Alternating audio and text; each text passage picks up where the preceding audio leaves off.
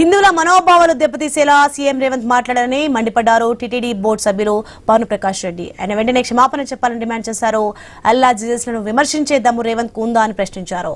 తెలంగాణ ముఖ్యమంత్రి మాట్లాడిన తీరు బాగోలేదని, ఆ వ్యాఖ్యలను వెంటనే వెనక్కి తీసుకోవాలని భానుప్రకాష్ రెడ్డి డిమాండ్ చేశారు.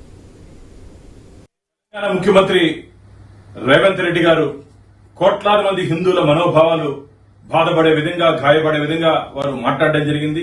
వారు మాట్లాడిన తీరు, పెళ్లి బ్రహ్మచారి దేవుడు అంటాడు, మద్యం మాంసం తీసుకునే స్వాముల దేవుళ్ళు అంటారు, దేవతలు అంటారు.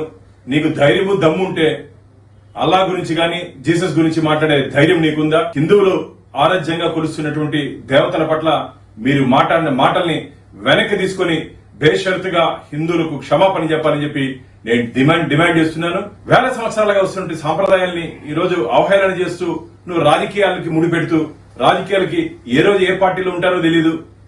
రైల్వే స్టేషన్ లో, బస్ స్టాండ్ లో టైం టేబుల్ మారగా ఈ రోజు ఒక పార్టీలో ఉంటే రేపు ఇంకో పార్టీలో ఉంటారు. నువ్వు కూడా 2-3 పార్టీలు తిరిగి వచ్చినటువంటి వ్యక్తివి. నువ్వు రాజకీయాల్ని దేవుణ్ణి అనుసంధానం చేస్తూ నువ్వు మాట్లాడడం, ఇది నీ రాజకీయ దిగజారుడుతనానికి నిదర్శనం.